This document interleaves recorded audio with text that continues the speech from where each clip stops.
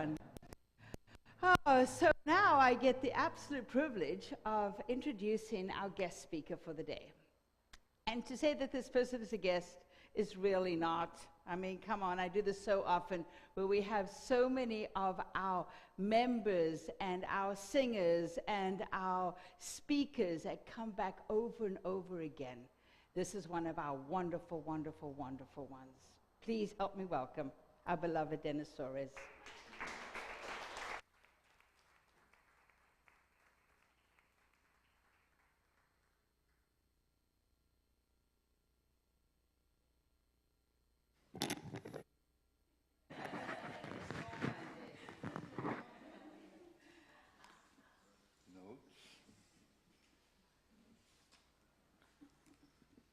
So I was really astounded to see actually nothing in my talk outline about mothers.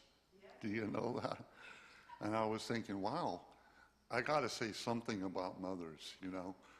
My mother had 4 children, and her wish was the same wish for probably all mothers on the planet. They'd be healthy, they could get an education, they'd have enough to eat, they'd have food, and shelter. And that's pretty much all she really cared about. There was one caveat, and that was my mom and dad wanted the kids to go to college. Why? Because my dad dropped out of school in the 10th grade, and so did my mother. And my mother later got her high school diploma the same year my brother graduated in 1969. So that was really, really important to them. Despite that, everybody got wonderful jobs. If you work for Hawaiian Electric, you got a great job, trust me. It's called Helco there, it's called Hiko on Oahu. But if you have a job like that, you're gonna make really good money. And my brother and my sister both had those kinds of jobs. My other sister, well, she married somebody that made dentures for the military. And he had a very good paying job. I was the only one that was kind of roaming around the United States looking for me. And it took a long time to find me. I've talked about this before. My t-shirt that says, "I am smiling," that t-shirt is no joke. I printed that because so many people even here would say, "Smile. Why don't you smile on stage? Why don't you smile?" And I would say, "I am." But we don't see it. And I think you have to understand what it's like to be 6'5" in the 9th grade. That's how tall I was. I have pictures of my classmates in elementary school. I'm like a head and shoulder above these people. You would never believe that we were classmates. So I felt weird. And I'm going to get into that feeling of weirdness quite a bit more in this, but I want to start with a quote. Now, I'm not going to tell you who it's by. Let's see if you can figure it out.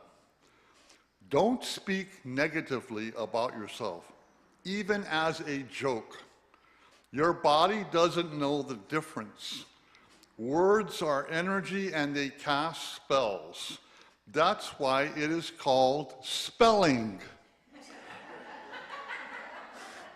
Change the way you speak about yourself and you can change your life. What you're not changing in the way you speak will persist in your life. Who do you think would have said that? I was surprised. This is Bruce Lee.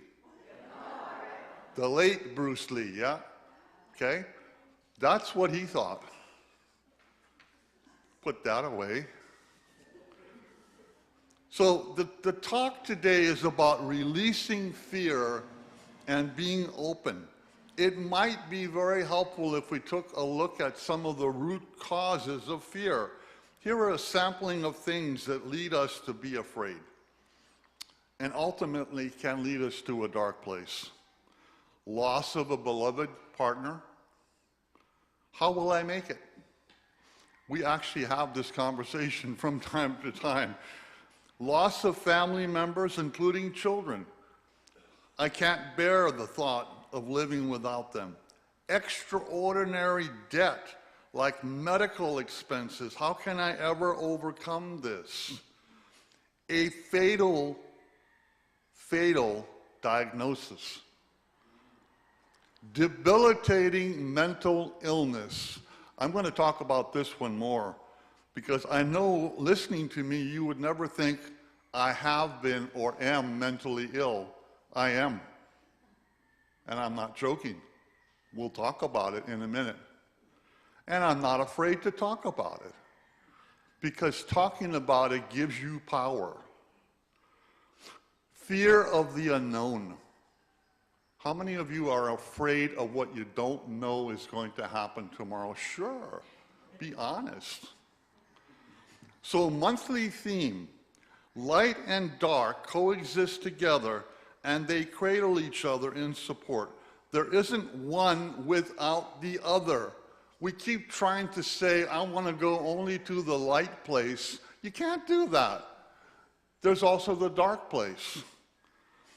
They each have their own traits and characteristics. They may seem to operate independently, but actually they are a pair that work in unison or as complements to the spectrum. Generally, we have learned to embrace the light. This is very important. We have learned to embrace the light as good and avoid the darkness as bad, given its unknowns and mysteries. This is coming right from Science of Mind. I'm not making this up, okay? What does it say here? However, the two work powerfully in synergy together, almost like they were two sides of the same coin. So this month, we're exploring how to appreciate and welcome both the light and the dark for what each bring. Have you ever looked closely at a picture of Abraham Lincoln? First of all, I don't know if there is one. I have never seen a color picture of him. They're all black and white. There may be one, but I've never seen one. When you look at a picture of him, do you ever see him smiling? I never have. Okay?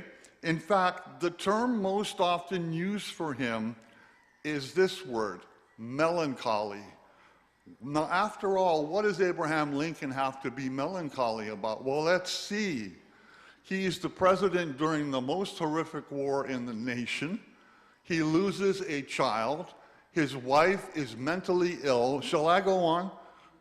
Ultimately, he has to know someone's going to try and kill him. And somebody does, successfully. So, this was actually part of his dark side, this stern grip, unyielding, and this dark side is where he drew his power from. He did not give in to all of these things that were going on with him that were going to make his life even more miserable. By the way, his wife would have had it that he never ran for president. And she would have had it that he never ran a second time for president, because that's not what she wanted. So he could have easily been diagnosed today with something called bipolar disorder. Heard the term before? Okay, the old term for this, manic depressive, frightens people because they think manic means, oh, the person's he's Looney Tunes, nuts. Yeah, they're right. You can be nuts as a manic. I had a friend that was a manic, and she jumped off her second-story stairs in an attempt to fly like an archangel. Hurt herself pretty bad. So he could have easily been diagnosed with bipolar disorder. According to Science of Mind principles, our thoughts shape our reality. Is there any doubt about that? There's no doubt in my mind about it. So our thoughts shape our reality. What we focus on manifests. And I love this, And what we resist, persist. Kind of a catch-22, isn't it? We make affirmations all the time about the negativity of the mystery of the darkness. We also know from science of mind principles that the laws of the universe work equally regardless when we use them wisely and carefully or when we use them stupidly. I don't know if you saw the news this morning. Powerful stuff. If you follow basketball, you'll know what I'm talking about. Powerful stuff. On the news this morning, one of our most developed and gifted players from the Memphis Grizzlies, he was caught on tape for the second time in a few months with a gun. Now, I don't know if you followed his history or not, but he was suspended from the league for having a gun. And here he is showing another gun on videotape, and this guy's making $40 million a year. Is he really thinking? Because what's going to happen if it proves to be true that this was a recent video? They're going to suspend him for 6 months to a year. That's what's going to happen. So we act stupidly, and we get exactly what we ask for. In fact, we always get exactly what we ask for. It doesn't matter whether the thing we're asking for is something good for us or not good for us. We also know that from science of mind principles that the universe works equally regardless. I already read that. I might also read that we must learn to be impeccable with our words.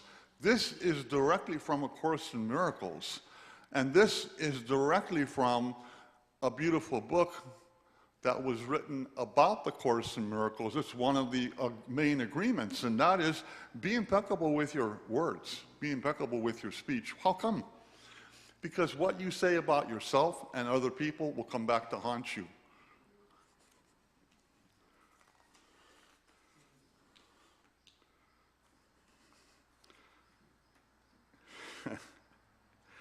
Someone recently called me and said, "I'm in hell today. I swear, I couldn't help but point out to them that their words were confirming their very experience, likely ensuring the rest of their day would be hell."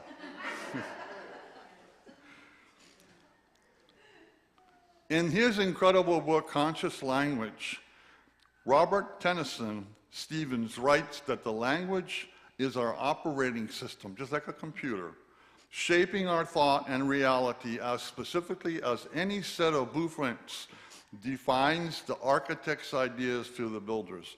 So we can create our reality with our words. Then in turn, to bring a thought to fruition, we have to turn it and speak it. It's not enough just to think it. You need to be willing to speak what your thoughts are. I want a center. I can remember when there was no center here. And I can also remember a time when we weren't even speaking about a center. And I can remember a time when we were speaking about a center, when we had somebody come up here and show us blueprints and drawings and all that stuff. And what do we have today? A reality called a center. It didn't happen by accident. Okay, so let's take a look now at how we can release fear and be open, since that is the topic today, right? Here are a few things people commonly do. I'm going to give you a caveat before I read these things. None of them are foolproof. None of them may or may not work for you. Here we go. Affirmations on a daily basis. These are good. They can be powerful. Prayer and meditation, quieting the mind. Breaking up old patterns and creating new ones.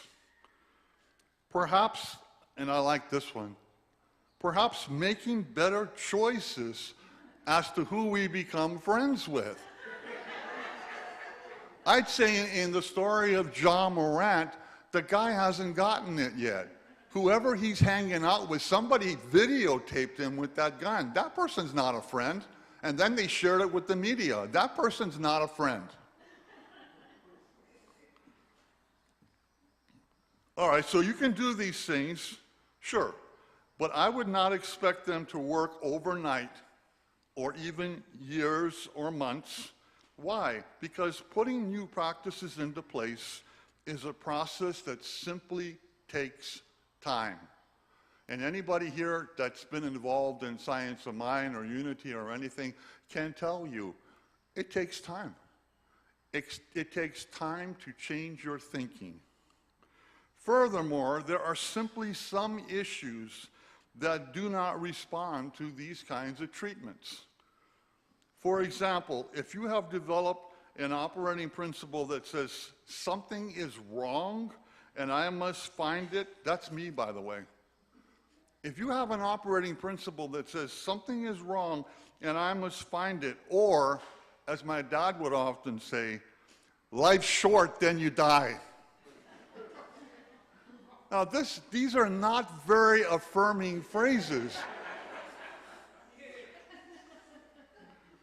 So, basically, you are in a bit of trouble if those are your operating principles. This is why a way of thinking may have reinforced for decades. You may have gone 30, 40 years with this way of thinking in your mind that life's tough, then you die. Or I can never win. Or things can never be good for me. Who says so?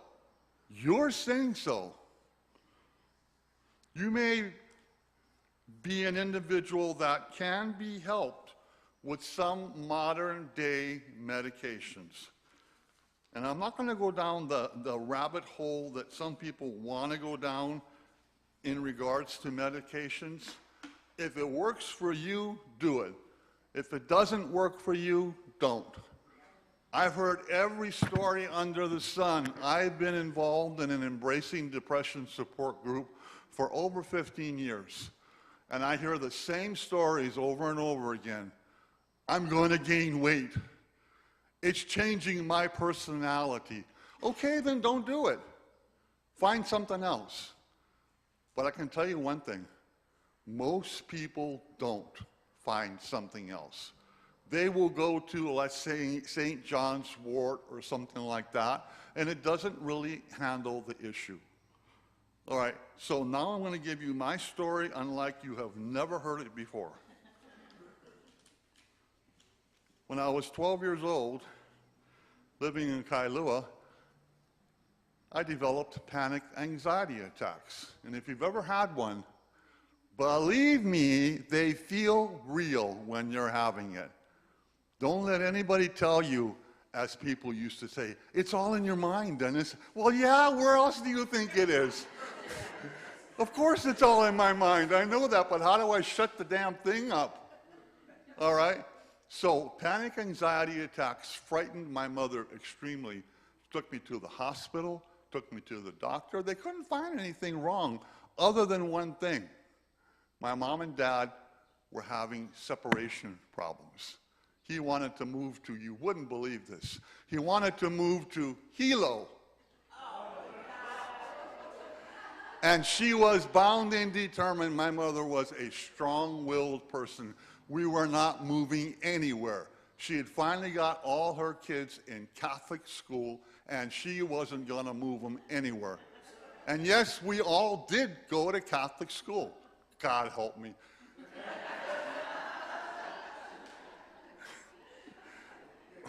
All right, so I had these panic anxiety attacks. What I didn't know at the time was they were just a precursor to what was going to happen to me next. And that was around 20 years old.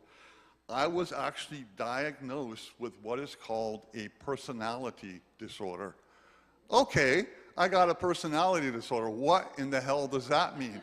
That's really, really helpful, Mr. Therapist. Personality disorder, what is that?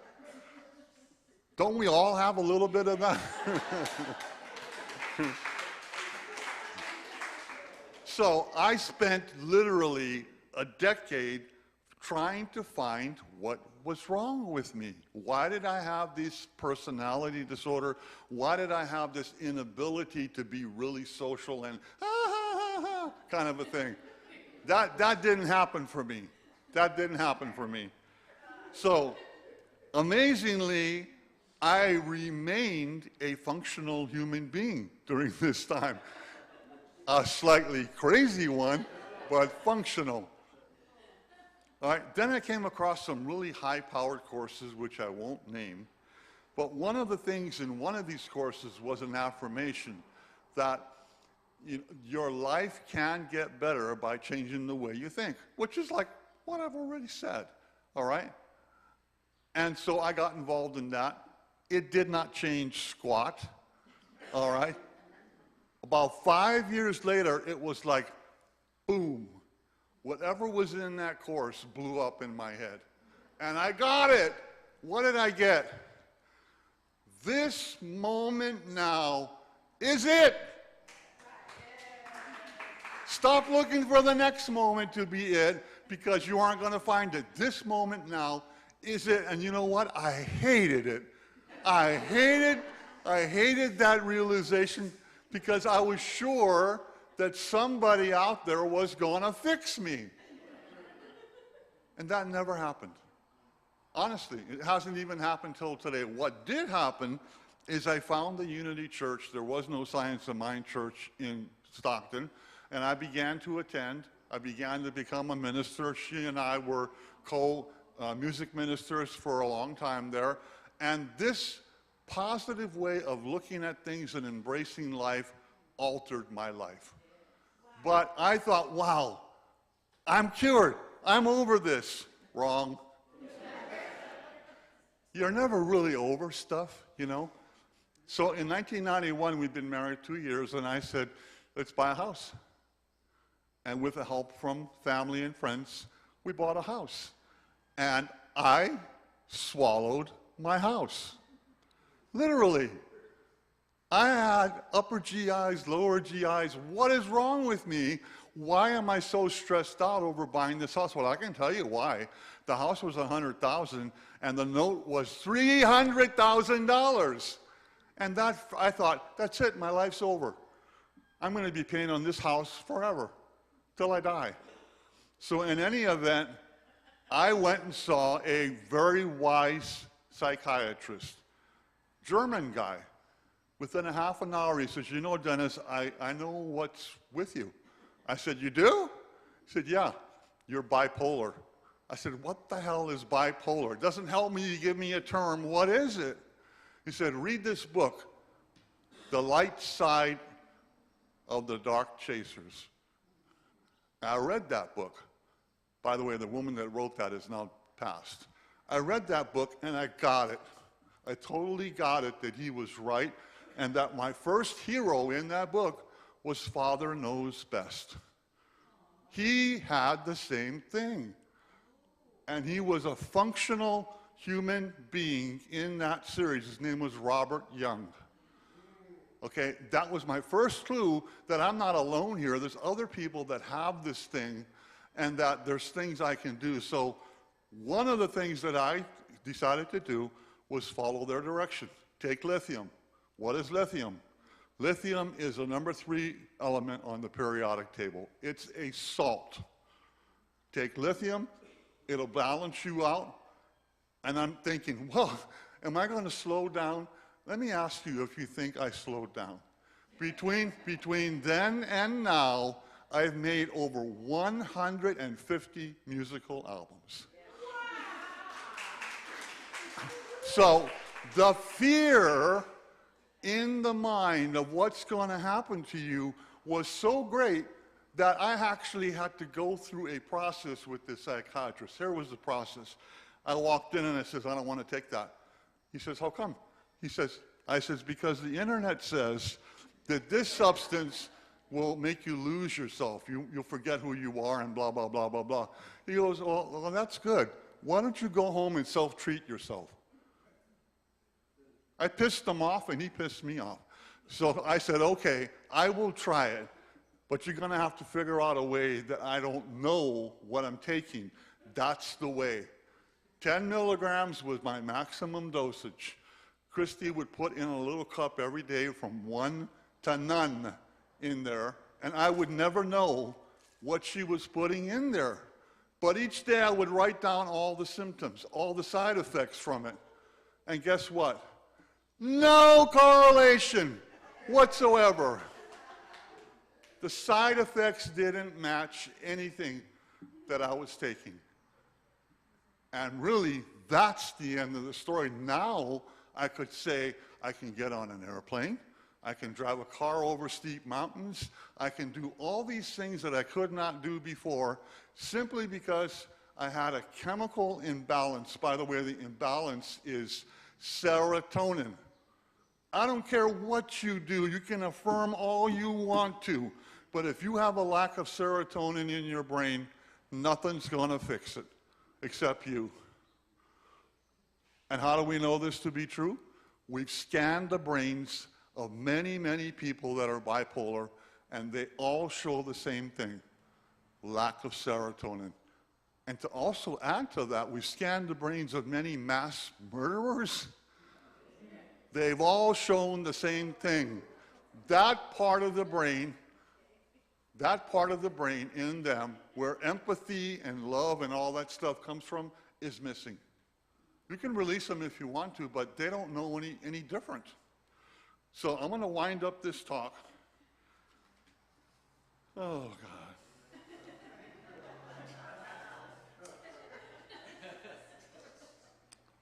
I'm going to wind up this talk by reading something to you.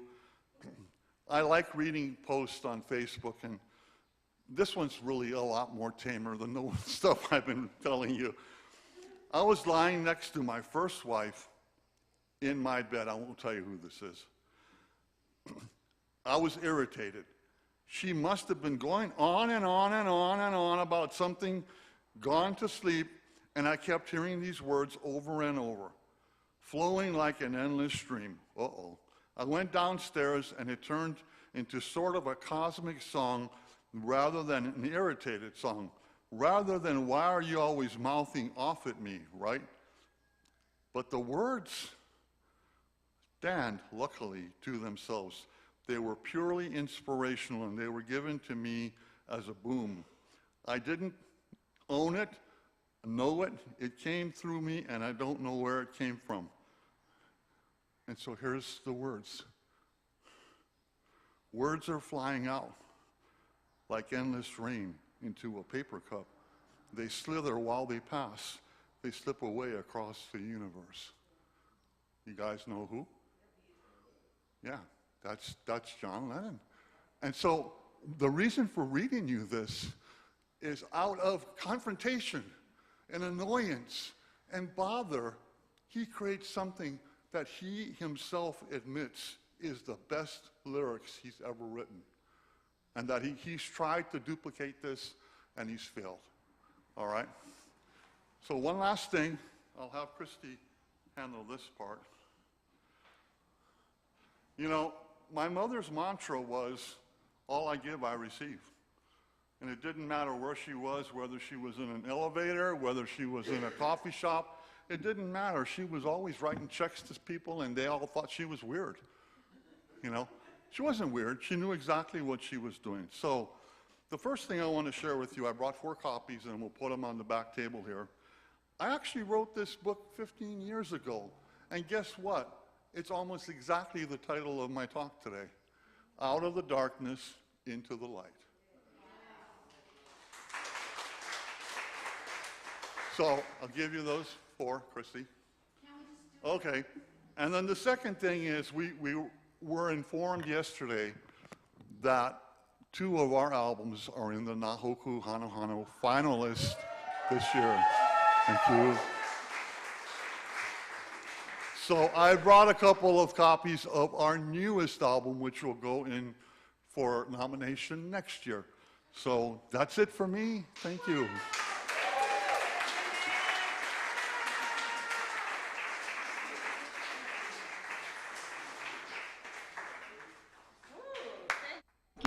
Thank you, Dennis. Well,